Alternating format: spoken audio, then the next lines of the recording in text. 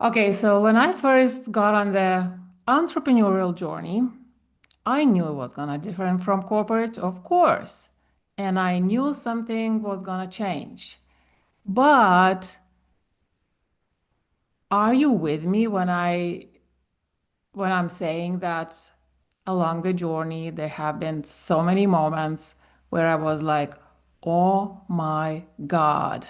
Mhm. Okay, it was gonna be a transformation. It was gonna be a journey."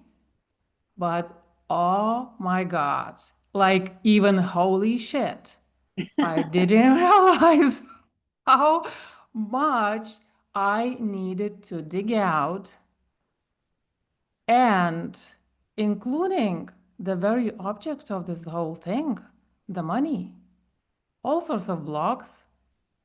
I didn't realize I had them. I honestly didn't. Did you? Anyway, that is what we're gonna talk about on this episode, and welcome to the new episode on From Grind to Grace, the show for the alternative entrepreneur, the one who's ready to flip the script and choose freedom first. When freedom is not a destination, when freedom is the path. Because when you stop grinding for freedom and start creating a business that feels like freedom in the process, success just tags along.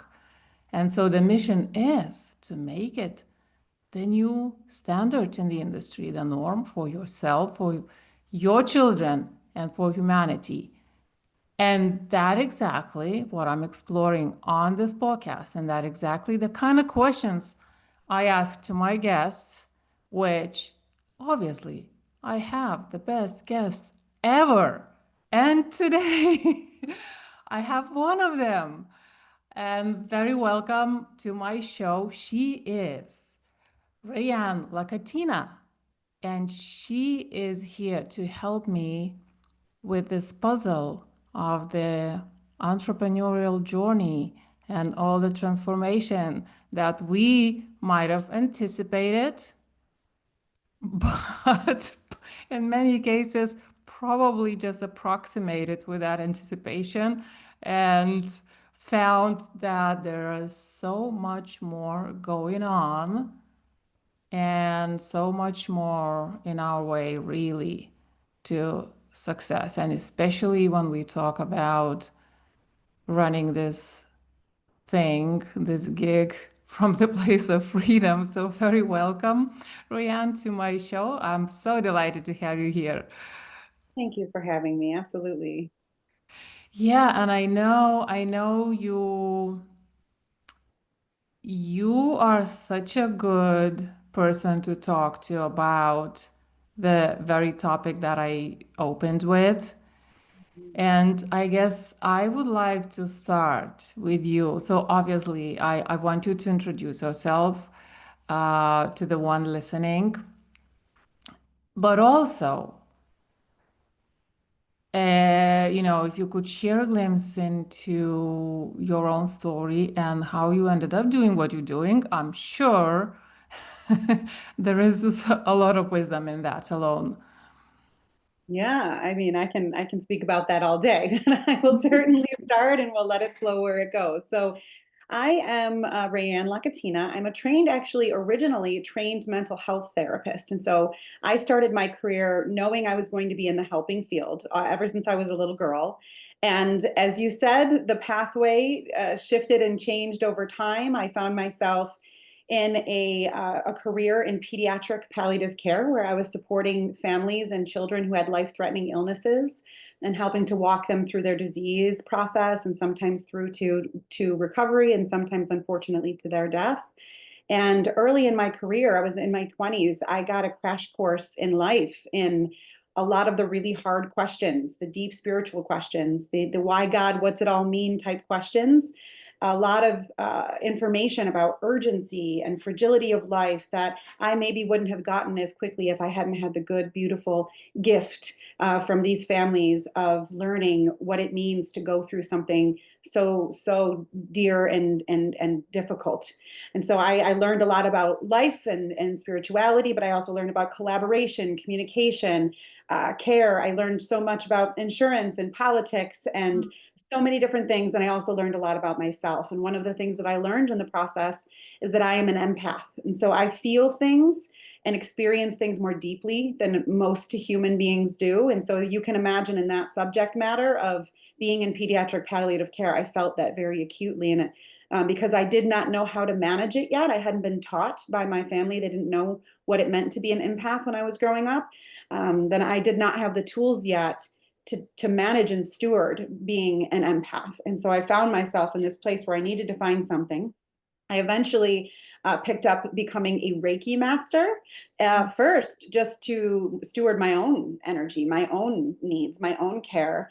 And then the pathway led itself also to being invited to be a business coach to serve entrepreneurs. And that mentor I'm forever grateful for saw the transferable skills that I had into coaching. And that was 15 years ago that I transitioned into coaching and I have found my soul's purpose.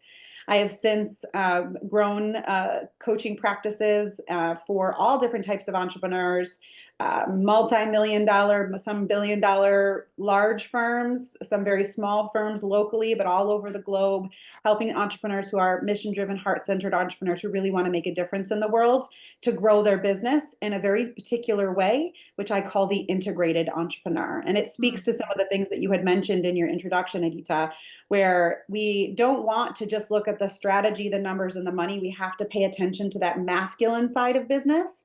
We also have this opportunity to integrate in the feminine side of business as Yeah. well. That all those lessons I learned, communication, collaboration, empathy, joy, passion, fun, I learned that in this experience that I've been through in my lifetime. And to be able to teach entrepreneurs how to live in harmony with those two sides of the world, that's what it means to be an integrated entrepreneur, and it is my life's work. Yeah, and you mentioned the name of your book, The Integrated Entrepreneur. So we'll get back to that, I believe. And you said something that actually dawned on me in a funny way. We have so much time here. Sorry, so little time here.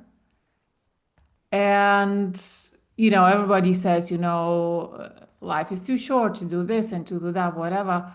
But then the contradiction, the slowing down thing, the Mhm. doing things from work. So how does that even work, right? On one hand, we only have that much time, but then we are now saying, let's slow down. How does that Mhm. work together?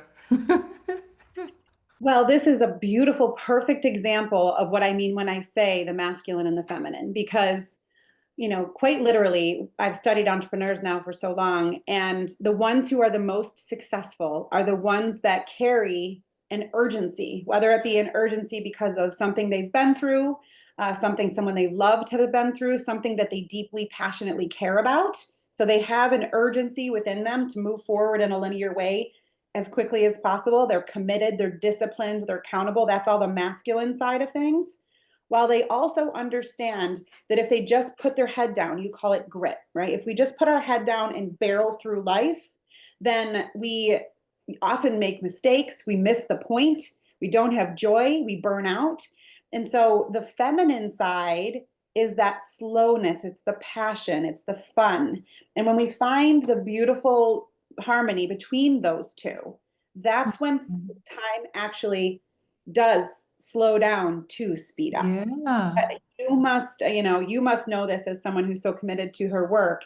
When we're in a flow state, which, I keep doing this for the listener, I keep doing this infinity symbol, which is what I often think about when I'm thinking about harmony, not balance. And when you're in that flow state, time seems to really slow down, but an hour can pass in no time at all. When you're in your flow state, when you're in your purpose state, when you're in on your mission, you've had the experience then of seeing what it means to slow down and speed up at the same time. This is bending time in ways that allow you to get way more done with way more joy and ease without burning yourself out in the process. Does that answer your question? Yeah, yes, totally. So first of all, the realization of that contradiction, life is short, but then we slow down. So how does it, so it would feel like we would get even less done, right? But that's not actually true, right? Right. But also what you said, missed the point. I think that kind of encapsulates so much.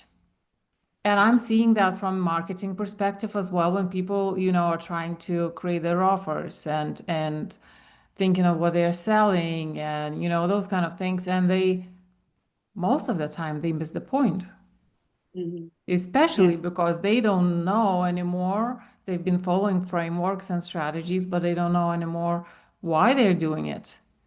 And Yeah. which is why things are not clicking for them, Yes. you know? Yeah, there is the main theme of my work, the book, my programs, is that business is a brilliantly disguised personal development plan. It's Yes. disguised by a financial opportunity, which is certainly part of it, right? That business's original, top level purpose is to exchange revenue with the consumer and the producer. And that there are deeper whys often behind business that and to find those deeper whys, to really tap into that slow down to speed up that we're talking about, it requires someone to go inward and learn who they truly are, who they're meant to be, what their purpose is, what their mission, their vision, their values are, what their greater purpose in the world is. And when they do that, that's when they get to experience that slow down to speed up that we're talking about. Yeah, and so I'll want to dive a bit deeper into what I was talking about that transformation that we don't expect needs to happen. But also, from my experience, like and like from the very beginning, I was hearing, it's not just about the money, but in my head, it used to be like, okay, I need to make money so that I can, Mhm. but then at some stage in my journey, it actually flipped. I realized it's not even the right way. It's a better way than just money and the numbers in the bank account. But still, it's not about so that I can.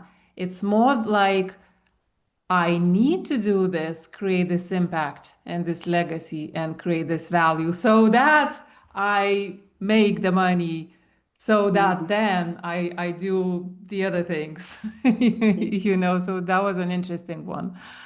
Yeah, yeah. I mean, would you like to talk more about the beginning point, the things that we don't realize before we come in, or I would call that the pinnacle, what you're reaching, I would call self-transcendence. And so there's like lots of points along the way from this entry point, maybe we don't know what we don't know, all the way straight through the willingness to release our needs in service to something greater, which is self-transcendence. Yeah, I guess the whole thing about and I'm not particularly clear on how to approach this. I think the question itself is kind of vague, but what I was saying at the start, about the all the unexpected things that needed to transform, and like Yeah. I knew, of course, I'm an entrepreneur, and everybody's telling me, just do you, and I'm like, wow, that sounds great. But then I realized now I don't know that much. So what does it look like, and all the other things. So I guess the question is, have you also noticed something similar? Like you thought it was going to be one thing and then it appeared to be a different thing, and also maybe certain patterns or even reasons why things happen that way and why we end up needing to dig way more than we first thought. Absolutely. Yeah. One of the frames that we can put this in for the purpose of our conversation today that I see over and over and over again is what I call the difference between an employee mindset and an entrepreneurial mindset. That many people will enter into an entrepreneurial setup, right? Building their own business because the allure of freedom, right? Mhm. It really starts with to be their own boss, to be the destiny of their own time, and to make as much money as they choose to make. And that's the oftentimes, especially when someone is transitioning from a more traditional corporate role, or like me, I was in the nonprofit world as a mental health therapist. And so I went predictable education route right into a predictable job with a predictable salary, and I knew exactly how much I was going to be paid on which day, and I knew how much raise I was going to Right. get at the end of the year. It was very predictable. That is the employee setup, and often people want to release the employee setup for the entrepreneurial allure, but they don't realize just how much needs to shift in their mindset. It's not just, okay, now you can make as much money, have your own free time, and be a boss, which is like a honeymoon phase in the entrepreneur world. Like, oh, I don't have to ask anyone for time off. I don't have to ask anyone whether or not I work at home or at an office. It's all up to me, which is a beautiful part of entrepreneurship. And what we also need to shed in the process of moving from maybe an employee mindset to an entrepreneurial mindset is that there is no more safety and structure and consistency. There, even in the employee side of things, that's almost a fantasy too, but we'll leave that aside for the second because, there's layoffs all the time happening in the world. Yeah. And the in entrepreneur world, there's no one to go to ask how to get it done. There's no user manual, there's no playbook, there's no one particular way that gets it done. There is an exorbitant amount of freedom. There is so much freedom that there are no anchor points originally when you enter into without attention. There are no anchor points in how to build this thing. There are so many ways you can do it. And there is no structure and safety in the way you get paid, right? You enter into the entrepreneurial situation needing to have a high risk tolerance, which the employee mindset does not necessarily recognize. You have to have an emotional central nervous system tolerance of ups and downs, ebbs and flows, or maybe long trajectories of zeros or nos, and a whole lot of get it wrong sometimes before you get it right. And so this requires resilience, it requires flexibility, it requires urgency, commitment, accountability. It requires you to say, okay, here we are. That didn't work. What's next? It's this perseverance and persistence that we don't see until we're in it. And that is the entrepreneur mindset, that the entrepreneur mindset loves the risk. It loves the puzzle of how do I figure this out? And it relishes that no one is telling them what to do, but it doesn't become pressure. That becomes true freedom. The entrepreneur loves almost the adrenaline that comes from not knowing consistency and safety and structure. It feels good to them. And they operate from a place of a blank canvas in a way that an employee mindset doesn't. The employee mindset, not that they're wrong or bad, we need both in the world.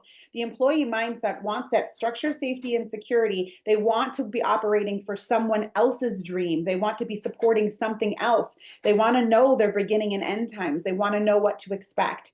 And so if you're coming into the entrepreneur world with an employee mindset, it's not going to go well. It's going to be painful and it's going to require a lot of heavy lifting, or sometimes a way towards the middle where you can create structures and systems eventually that feel safer and consistent for you.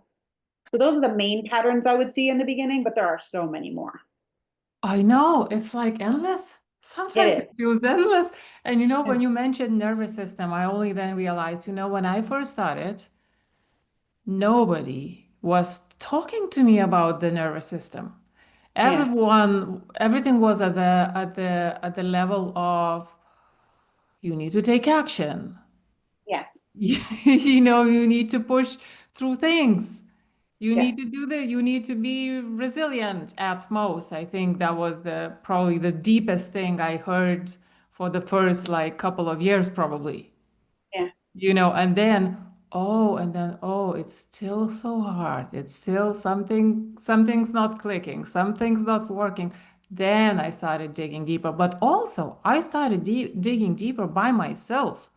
What, Hmm. what what is the So I guess the question is what's going on in our coaching world, maybe, or in the industry in general, that we know the statistics. So most people drop out within the first year, right? And I guess it's not a strategy, it's not a methods, although people tend to think, oh, I didn't that strategy didn't work for me. But it's most likely your head didn't work or your heart didn't work or whatever, But what is going on in the industry then that it takes so long to get to the bottom, or at least the level necessary to really start dealing with those problems?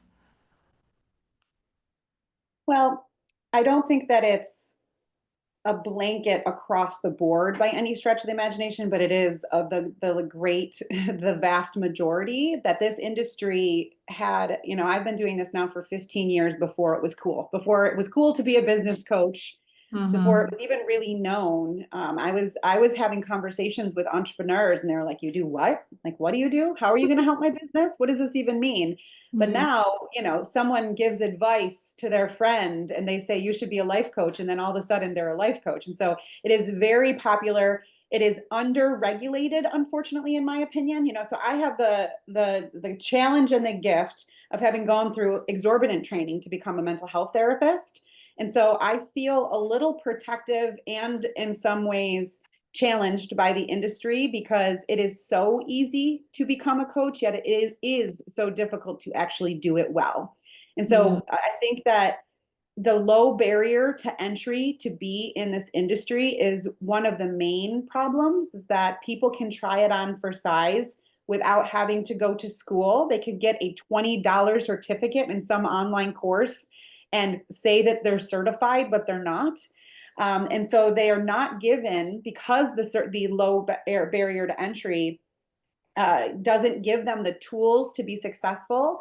I personally get concerned because we're dealing with people's lives. We're dealing with their livelihood, their families, their central nervous system, their bodies, their brains. We're dealing with their health, their families, their relationships. This is deep, intimate stuff that we're doing. And if you just try it on for size with another human being, I find that very irresponsible. And it's not surprising that someone fails out of the business if they're not given tools to do things well, to change neuroprogramming, to actually have business acumen, to have training and expertise in one particular modality if they're doing mindset work or health work. So I think that's one of the main issues, is that they're under resourced, under educated, under trained is part of it. And then there's a difference between, in my opinion, like the industry does this thing where there are a lot of business coaches who are coaching coaches to coach coaches. And it's like Mhm. this almost this self-fulfilling loop where we're thinking we're teaching business, but we can only teach business in one industry, coaching, in one framework, coaching.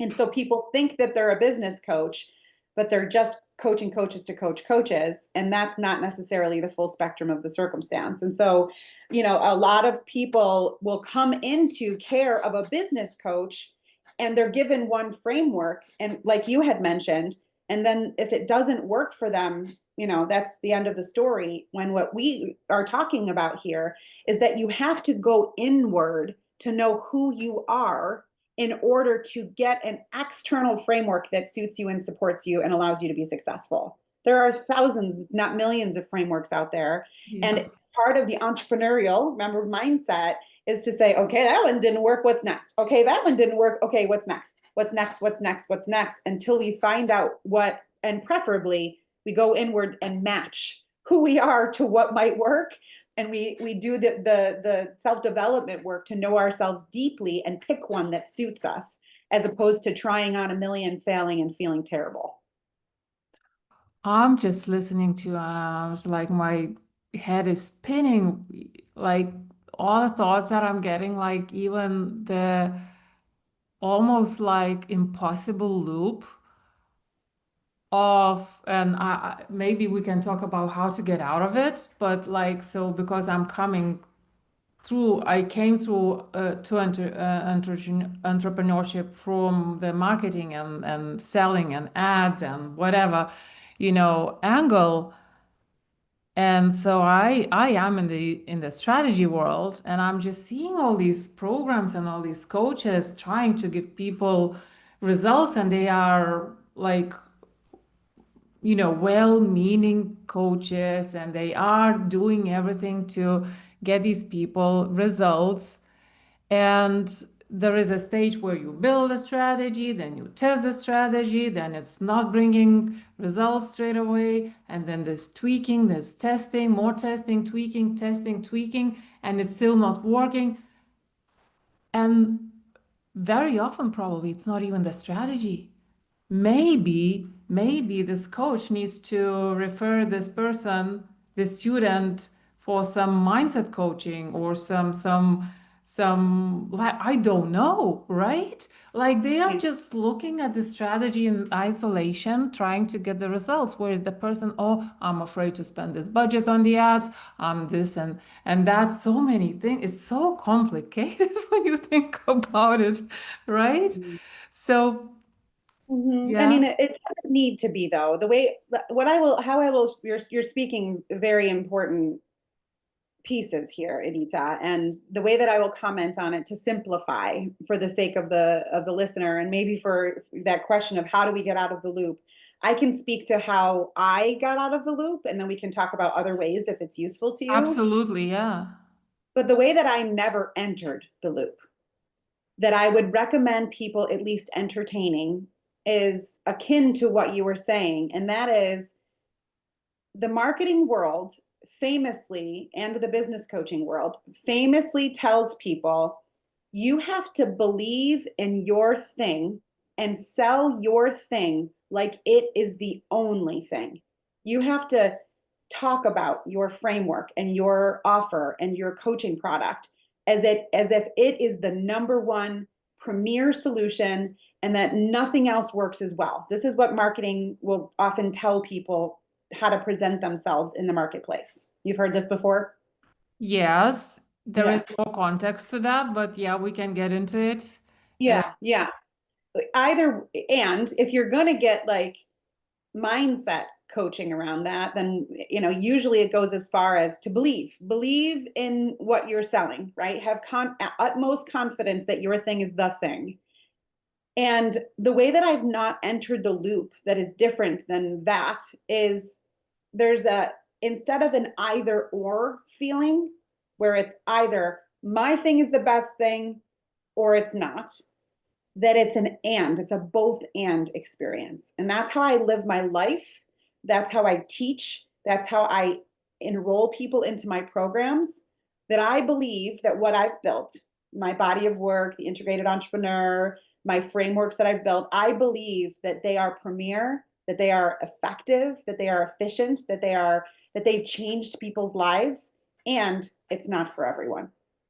I'm not for everyone. My program is not for everyone. yeah, And so when someone enters into my world, I'm able to hold both of those facts. I know my stuff works and it works well, and it may not be your thing. So, what I do when I enter into a conversation or a sale is I have a conversation with authentic, full, unbiased, unadulterated care for the other person, and I'm listening intently for what they truly need. And if in my assessment I learn that I believe that the thing that I have for them may be of value for them to explore as a good option, I invite them into my programs. And if I assess with my acute listening skills that something else would be better, I refer them on. I invite them. Sometimes I will even say things like, for example, because I'm a mental health therapist, I'm very protective of people's mental health and the mental health field. If I meet someone who I believe would be better suited for mental health counseling, I say it is a condition of you working with me that you have a therapist. You either need to go through therapy first or work in conjunction with a therapist if you're going to work with me, because I believe your mental health is the number one interrupter of your business. And so I ardently refer. It's one of my favorite things to do, and this is just what I've done in my career, is I collect good people. I love people who are on purpose, who are on their mission. I find people who speak passionately and openly, and they're effective at what they do. And I have a Rolodex. And when I meet someone who needs something that I don't provide in the brilliance that I provide it, I send them on knowing that someone else will come to me who's perfectly ready for me now, instead of just trying to gather a bunch of people and see what sticks in my offer and failing often. yeah, and yeah, I love that. And I actually, that's what I do as well. And I just recently published something there where I do say if we are a good fit, If not, I'll send you to somewhere else if I know, something that will work for you. So, well, what you said about the best thing, marketing something as the best thing, I think what is implied, so obviously there are good marketers and bad marketers. There's marketers with integrity, marketers without integrity, there's professionals, there's not professionals, all sorts of things are going on in the industry. Often in marketing, when they say the best, they mean it's the best for this kind of person with this kind of problem because of XYZ circumstances. You know, Mhm. Obviously, that is usually left out, unsaid. And Yeah. so it might be misleading. Yes, that is being used. Yeah. Well, when you couple that with a deep scarcity as a coach, if you are feeling like, oh, I did, maybe I worked with a marketing professional and they told me to figure out who my ideal client is, and this is my framework and this is who it's best for, but anyone who comes to the door, I'm willing to take them in because I need to get paid.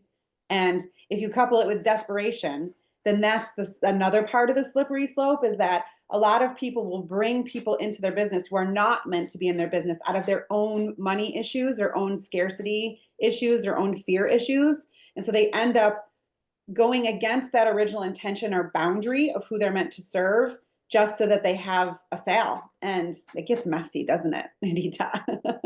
It is very messy. And if you're somebody especially new, I guess, you don't even know Right. about all You these really tricks. don't. You Yeah. learn with time, right? Yeah. But in the beginning, you have no clue. Yeah, right. And even some of the coaching out there in the industry is, it doesn't matter who your ideal client is yet. Anyone who you can talk to is a good ideal client for the moment. Anyone who will accept 40 US dollars from you, or give you 40 US dollars, is an ideal client right now. And so I know that it's easy for me to say, as someone who's built a multiple six-figure practice year after year after year. And, I also, in the beginning of my career, wasn't 100% sure who my ideal client was. Obviously, there was many years there where I was a therapist and a counselor, and I was good at keeping those things separate, but I was serving lots of different people in lots of different ways. And I had to shed and get closer and closer to my ideal client as time went on. So I learned the hard way also in many ways. I'm not saying that this is perfect by any stretch of the imagination. I'm just commenting on what I've seen and observed in the industry that Yeah. doesn't work At the sometimes. same time, I see this other wave of new age entrepreneurs and spiritual entrepreneurs who are starting to talk about strategies and telling people they don't need a strategy, or they don't need this strategy, they need this strategy. And they're not marketing pros, but they keep giving marketing advice as well. I Hmm. see that so much in the industry Yeah. recently as well. So that's like, we need Yeah. both. My belief is, if we want to create freedom, like starting today, which is possible as well, just by stopping doing what you're doing. That's my belief. I know it's a brave anti-step, but my belief is, if you are, and then maybe we can talk about it, it's like, if you are capped, if you feel capped, if you feel stuck and it's been like that for a while, you just need to stop like today for a while. Mm-hmm. What do you Yeah. think? Yeah. I mean, there's so much there that um, it's it really depends on the stage of burnout. If you're in grind and burnout, a pause is probably absolutely necessary. That we probably need some healing, right down to the physical level, the emotional, the mental level, certainly the financial level. That a pause and a hard reset of getting ourselves out of that pattern behavior is probably often very useful, especially if we're in deep, deep symptoms of burnout. Um, and sometimes that pause can be as quick as a deep breath and a no thank you. I've had circumstances in my life where I realized I was doing something that was getting in my own way, and just thinking a thought, even for, I can give you an example. I, and one of my many coaches that I've been coached by, I went to one coaching who was a marketing expert as well as a coach and a business coach. And my chief complaint and concern that I hired her for was I told her I was bad at marketing and I wanted to get better at marketing. And in one of the first days that I was being coached by her, actually, it was the first day that I was coached by her, she said in front of 50 other women, Raeanne, you've had 10 years in a row where you've had multiple six figures practices. This was many years ago. Multiple six figure full practice producing coaching practice. In what world could you be bad at marketing? And just the way she said that to me, I was like, oh. She said, you've built your entire business on referrals with no social media, no PR, no email marketing. You've just built it based on the integrity of your work. It's speaking for itself and people are out there bringing people to you. How is that not marketing? And do you know how many people would kill to have a practice that was doing what you've done so far? And her saying that to me in that way, in that moment, was all that I needed to completely dispel all the drama and beliefs in my body that I wasn't good at marketing. She said it in the exact right way, in the exact moment, in the way that I needed to hear. And so now I deeply believe it was this quickly as, oh, like, why I just spent $10,000 with this coach to work with her. And she said in 1 minute, in what world could you be bad at coaching? And I was just like, okay, that makes sense. Never mind. And so then I got to go through the year with her with the belief that I am incredible at marketing instead. And we played, right? We played with all different social media platforms and all different email. And now I'm on main stages. I have 10,000 followers on LinkedIn, but I was able to do that from that place of trust and belief with just a quick decision, as you said, Adita, like just stop. Just stop doing that. You don't need to do that anymore. You don't need to be Right. hard on yourself. So sometimes it's as quick as changing our It viewpoint is. from the left to I the think right. it is when you're ready, but Yeah, I yeah, think it took a while for me to get to the place where I was like, oh, I am getting in my own way. yeah, And where I was headed and how I saw myself and the strategies I was doing and the whole work ethic in terms of, discipline and whatever, that was misaligned. So like yeah, if it's misaligned, but I didn't see it, right? For a while, I did yeah. not. And most Yes, people don't, I believe. I And agree. so if I believe, and then I stopped, I took a break. I remember I took a break and then there was integration phase and whatever, so, which can be also frustrating because you don't know what's going on anymore, what you Yeah, what you're doing, so I think I believe if you haven't got anywhere for a while, I think it's the best thing is just to stop and listen to yourself first and yeah, just think that there's a different way, you know. yes. So I actually would like to chat about your book, what it's about, and also, first of all, what you mean by the integrated entrepreneur. Mhm. Well, in many ways, we have been chatting about it already today. In so many ways, this idea of when I think of integration, I think of this culmination that who you are anywhere is who you are everywhere, that you're one human being having lots of experiences. And instead of compartmentalizing, I'm a mother, I'm a business owner, I'm a wife, I'm a teacher, I'm a, whatever other roles you might call yourself, instead of trying to separate all those out and behave differently in different places, that if you can just integrate into one human being who's having lots of Mm, experiences, things go a lot better. And what we talk about in the book is, yes, we talk about it from lots of different angles. One of those being the harmony of the masculine and feminine, which we've talked a lot about today. And the employee mindset and the entrepreneur mindset is another topic in the book. Also, the healing of the past, the present, and the future. That if we integrate the past, the present, and the future, Because as a business owner, the things that have happened, or and as a human being, frankly, as the things that have happened to us in our past are impacting us, whether we like it or not. And we need to plan for the future tense. And the way to do that is to get present. And so we have to look at these three different time zones and integrate them into the full expression of time, which is an opportunity to explore in the integrated entrepreneur. We also look at limiting beliefs, right? Integrating our lower self and our higher self and our mindset. We integrate the strategy side of things in a way that is aligned with us. And so it's really peeling away at all these different angles that make us a beautiful, complex, unique, awesome human being and getting to the core of who we are so that we can be the greatest expression of who we choose to be in service to the individuals we choose to serve in business. I so agree, I so agree with the idea that you need to integrate all aspects of your life. People tend to think that they need to separate. Yes, Business is business, family is family, relationship, social life is social life. But everything spills over into each other if you have this, if you have a, I don't know, for example, seven-figure identity.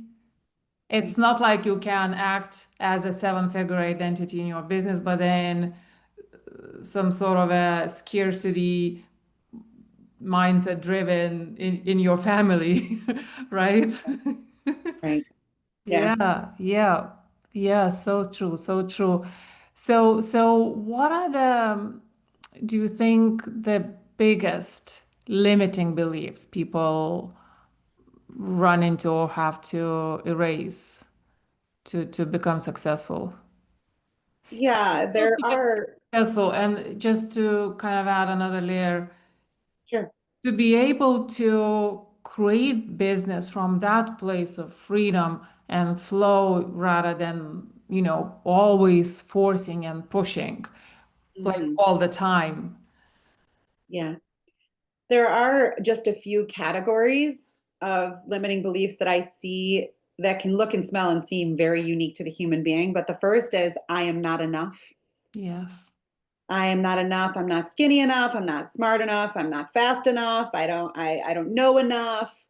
I don't have enough training. I don't have enough support. I don't have enough relationships. So it is a very scarcity driven, and you can fill in the blank with whatever category you want to. I am not blank enough is it might sound different and unique to you, but if we can instead adopt the belief system that just by being human, you are inherently enough, and practicing shifting that limiting belief to trusting in yourself and just being enough by virtue of being alive and being here. And if you were meant to be here, you are still here. That breath proves that you're meant to be here as a most basic level. And operating from that place instead, I am enough, that's a great place to start. The other one that I see that is very common that interrupts the success of the entrepreneur is I don't belong. And this can look like I'm not, it can be another similar, I'm not good enough. I'm not as good as those coaches. I don't belong in Mm. those circles or those rooms, or those clients don't like me. I don't belong in the big boardroom. I don't belong on stage. I don't belong as a published author. It is a very common one for the human It condition. is very, and just to pause for the call, well, just to add to that I was affected by that so much, and I think I still have leftovers. I kept comparing myself to these experts and these other Yeah, people I even worked with, right. being wanting to be validated by them rather than the people that I actually am meant to lead. Yes. So it was a big one for me. Jeez. It is very, it's part of the human condition. We are our human beings are designed to be in relationship with other human beings. And so we want to belong inherently, biologically want to belong. And so if something happens to us from our past that makes us believe otherwise, it can show up over and over again. I've worked with, I'm thinking of one entrepreneur right now. He was in his 60s. And when he greeted me in our work, he was replaying not being selected on the T-ball playing field when he was like 8 or 9 years old over and over again in his business. And he would build it to a certain level, but then he would find out where he didn't belong and where he wasn't chosen first. by the T-ball team, and then that would become the implosion of his business. And so I see it happen all of the time. And the healing point for that is, again, as a human being, you inherently belong. And instead of focusing on the areas that you feel like you don't belong, can you find the areas that you do and really lean into that as a starting point? And then the other A ones good are, point. Yeah, such a good point. It's not, you don't have to think about belonging as some sort of a one single way to belong. There Mhm. can be multiple ways. Yeah, that's so true. And then one more that is a combination of both almost is I cannot have what I want when I want it. I cannot have what I want when I want it. And it's a combination of scarcity. I am not enough and I don't belong. And so almost like other people can have what they want, but because I am not enough, I cannot have what I want when I want it. And so there's lots of deeply embedded programming for that either entitled mentality, sometimes it's entitlement, and sometimes it's victimhood, where I cannot have what I want. There's this martyry feeling to it as well. I will see that a lot in the distorted feminine and in people when they're building their businesses. It's this very scarcity driven victim martyry mentality that will show up not just in women, also in men. It's genderless, very much genderless, Hmm. where that there's this air of that life is for other people, not for me. There are more, but those are the biggest ones I see, I think, in the entrepreneurial space. I agree. I think that's the big, and as well, from marketing perspective, that's the kind of beliefs we need to address as well as part of the marketing and sales process. Oh, Yeah. Sima, we do it differently. Well, I guess. So anyway, and you mentioned, okay, so you mentioned coaches, and I know everybody has a or needs a coach, right? But I still want to ask this question. As a business coach, why do you still need a coach? Yeah.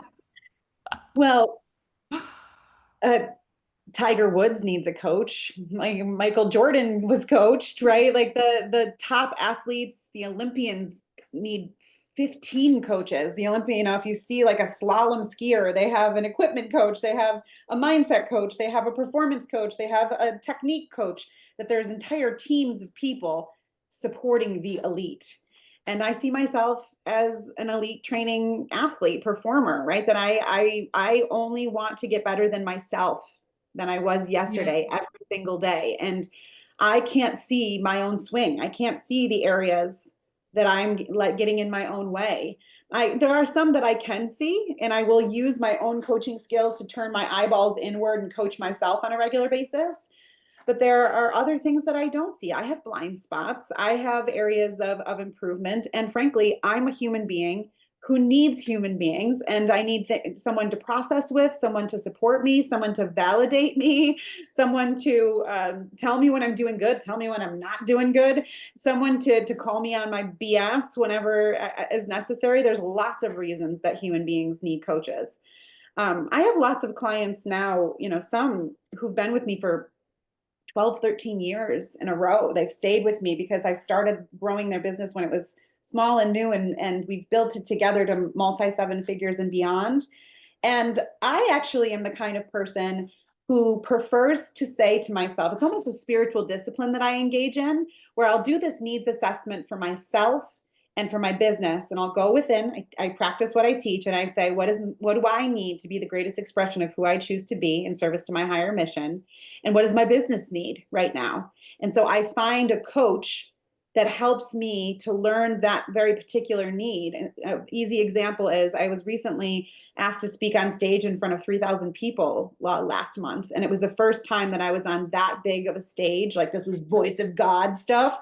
And I hired a speaking coach. It was the first time that I had had a speaking coach, but I knew this was an edge for me. It was something new for me. And because I wanted to do it well, even though it was my first big, huge speaking engagement, I chose to invest in one of the best coaches out there to practice a TED style speech so that I could perform at an elite level, even though it was my first big speaking engagement. And so when you hold yourself to a high standard, you get coached.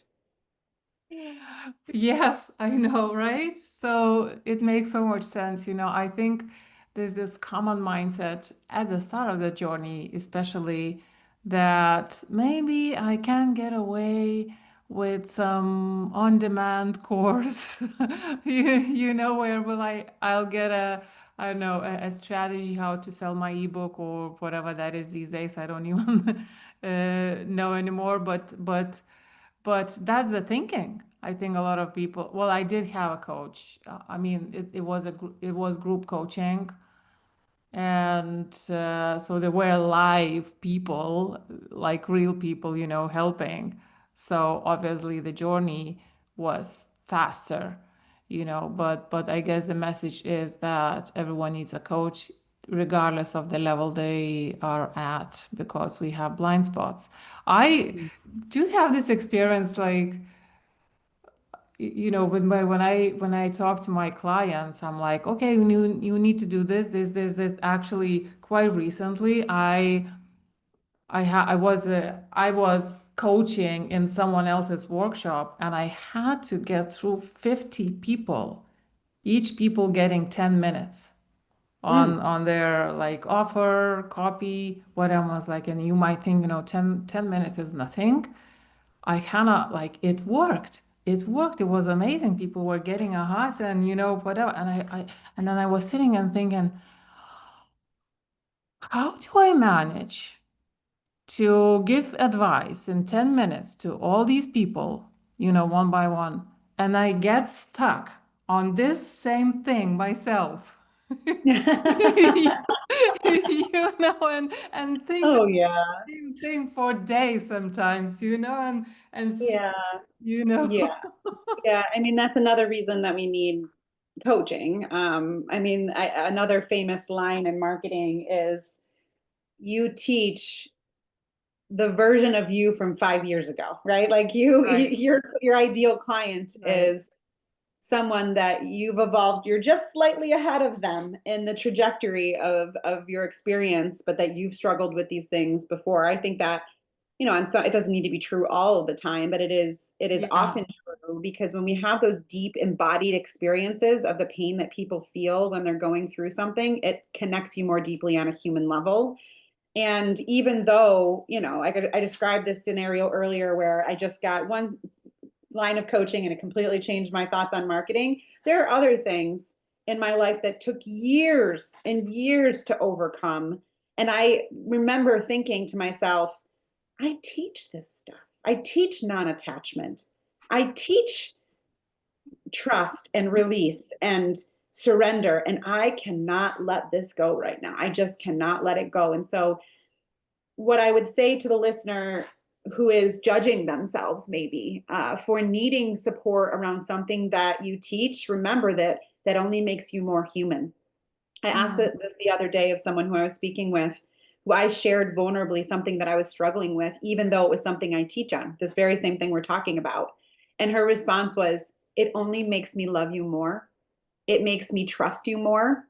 It makes me connect with you more deeply and honor your humanness as I do my own and respect you more than I ever did before. And so use it to your advantage, and not in a sleazy way, mm, but like in a way that just it heals you so that you can be on the same level as the people that you're coaching, and know that you're going to go through these things. You're going to go through waves in your business. You're going to go through waves in your experience of life where you're not doing everything perfectly. I am not a perfect integrated entrepreneur. I strive every day to be the best version of an integrated entrepreneur, and sometimes I don't do it well.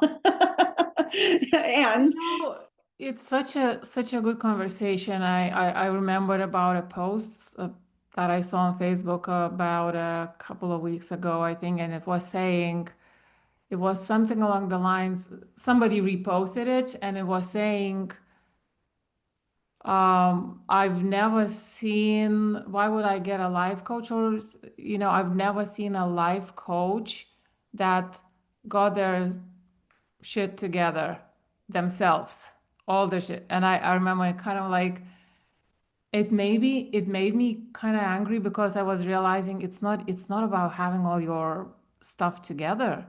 It's Hmm. about continual improvement. Hmm. You Yeah. know, and I used to think for a long time, and still I think that sometimes somebody who's only a step ahead of you is your best coach because they still relate. First of all, they are relatable, and then they still remember the struggle and the stumbling blocks, and the pain. Hmm. So they can help you, with that. So because Yeah. we all have the curse of knowledge, when something gets normalized in our head, we suddenly think everybody knows that. Yes. Yes. You Very know, true. yeah, you mentioned attachment and surrender. Can you talk a little bit about that? Why that? Where, first of all, where where do you apply it, and why is it so important, especially in the context of creating the version of business that feels like freedom? Mhm. Well, attachment is in some ways in every religious teaching across every domain. I was taught attachment as a spectrum, and that on one side of the spectrum, we have detachment, apathy, where we just don't care about anything and nothing matters. On the Mm-hmm. other side of the spectrum, we have attachment, over attachment Right. potentially, where we're holding on to things that are not within our control, and we're trying to control things that we cannot effectuate change in. And so there's this spectrum between detachment and apathy to attachment. And the perfect center point between detachment and attachment is non attachment. And what non attachment is, in this Buddhist teaching ultimately, is that we control what we can actually control, and we release or surrender that which we cannot control. We can still have a preference as a human being. We're allowed to say, I would prefer things to go this way. But if we have this acknowledgement that even with that preference, we understand that this particular thing is outside of our control. And I teach it in all different contexts in business, in sales, right? We can control the way we show up to the sales call. We control managing our mindset. We can control showing up as the best version of ourselves, but we cannot control the way the other person in the sale is going to show up to the call. We can't control their mindset, their money story, their fears and doubts and worries. We can have a preference that that sale goes in the way that they join us into our container or offer our invitation, but we cannot control whether they do or they don't. And so we Right. surrender the preference that they join, and we are in service to the other person, and we control the areas that we can control, which are usually between our own ears, frankly. So we focus on those areas, control those things that we can actually control, and release the rest, and serve instead with non attachment. Yeah, I love that. I mean, right. Like, and also that if you are trying to control the end result of, for example, your sales process, then the wrong energy is coming through, right? Do you Right, agree? Like the needy energy, right, which is not helping right. I you. would say that, that is an often overlooked part of the process that is very, very important. The energy with which you put your offer out into the world. Like if you're in on the left hand side of attached, this launch needs to go a particular way. There needs to be this many people. I need this many sales. I need this to pay the bills. I need this particular person to enroll and this person to enroll and this person better show up and be there the whole time. Usually you push that further away. And that Right. graspy, desperate energy, also known as scarcity, is going to make the offer go in a way that you don't prefer. And that's why we want to bring ourselves back to the middle as in as many ways as possible and bring clear, surrendered energy where you have a preference for it to go a certain way, but you're also just being there in service to others and allowing the rest of it to shake out however it's meant to shake out.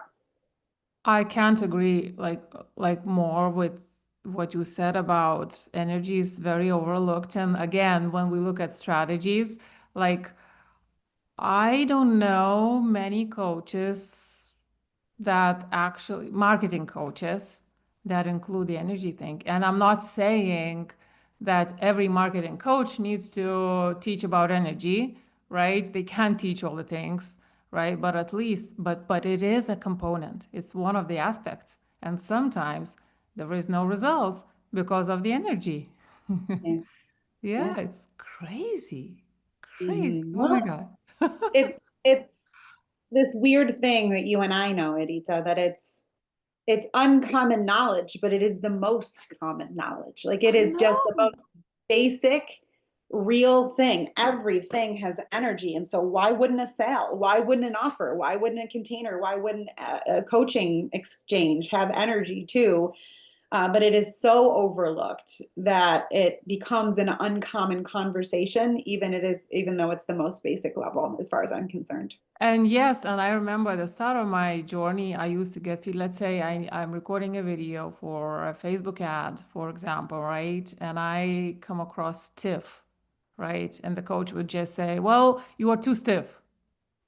Basically, do something about it. Well, Mhm. but I guess the problem was a bit deeper than just unstiffing myself, just like that, you know? Like, Yeah.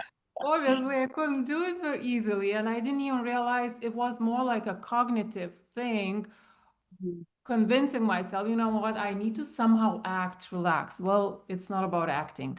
It's Right. actually really being relaxed. And It'll actually probably come off terrible if you try to act. Yeah. exactly, right? Right, That's it right. was that It's a way. being state. It's an embodied state. Yes. Yeah. Oh my God. Oh yeah. So cool. So you did tell about what you do roughly, if you want to add something, and also where people can find you. Sure. Yes. I mean, if you haven't picked up on it by now, I am a holistic business coach. I have an academy called the Integrated Entrepreneur Academy and a high level mastermind called the Inner Circle, where we're teaching these principles of how to be the best version of yourself in service to your business and to do so from all those different angles that Adita and I have spoken about today.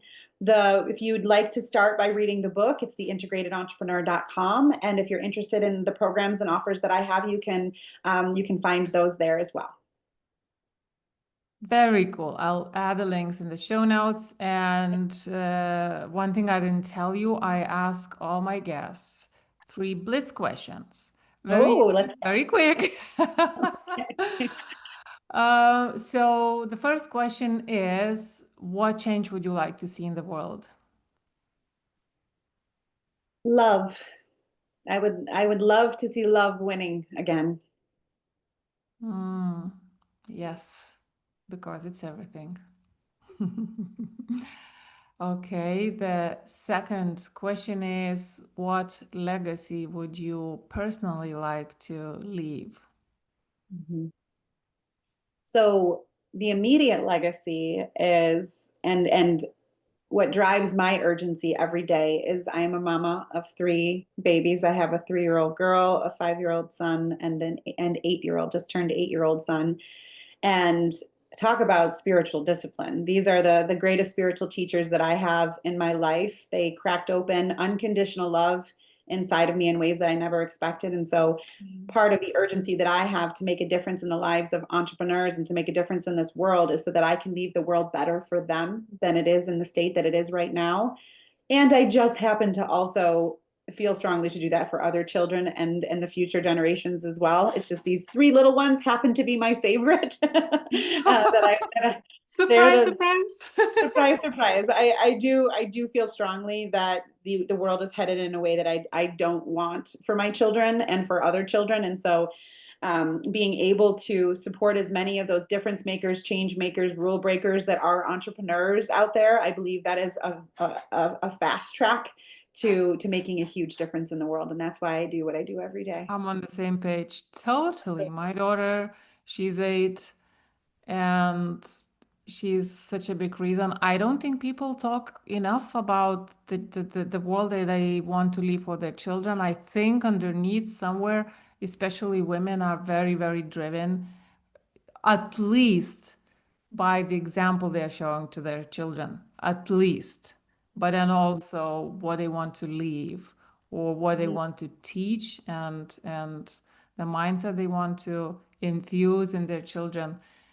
Yeah, yeah. There's a lot of metaphors actually in my book, stories from parenting and from even my labor and delivery is in there from one of my babies. And so um, I will say that I agree with you, and I'm so grateful to report that I also see it in a lot of the fathers that I work with, that they also are beginning to talk more openly about how they want to make a legacy for their children Mm. as well. And so, yes, those heart-centered parent entrepreneurs out there, they have some built-in legacy creators that will drive them if they allow that to be the case. Yeah, that's huge. And so the last question is, when you hear from grind to grace, what goes through your mind? I see. It was so easy for us to talk today, Adita, because I see that same infinity symbol, that harmony from grind to grace. I see Mm. grind is that masculine energy. It's the push, force, go, accountability, structure, strategy, linear side of things. And grace is that beautiful feminine counterpart that is ease and joy and passion and pleasure. It is freedom and it's that flow that we talked about today. And so it's not even necessarily that grind is bad. It serves a purpose in our life and we need it at some points, but without grace and only grind, that's when the things get a little messy. And so I would say that our your podcast is very aligned to what I teach. And so hearing that title, it was easy for me to picture the work in the integrated entrepreneur very simplistically. Glad to hear that. And yes, the infinity sign actually worked for me, thinking about grind to grace because grind is okay for a season. I don't Yeah. think we can avoid it. I don't Yeah. think we can Not a avoid it. problem if if it's seasonal. Right? But it shouldn't be like all the time, which it is for so many people, Mm. unfortunately. It was lovely. Thank you so much for being with me and for helping me to unpack certain things and uh, just sharing your insights. Was pleasure. And to the listener, I mean, I say it always, and I'm gonna say it again. I cannot believe you didn't get something useful from this conversation. And if you did, please follow, please also share this with anyone you think might benefit from this. The world needs this kind of message. And so thanks very much for tuning in, and I'll talk to you again next week. Thank you.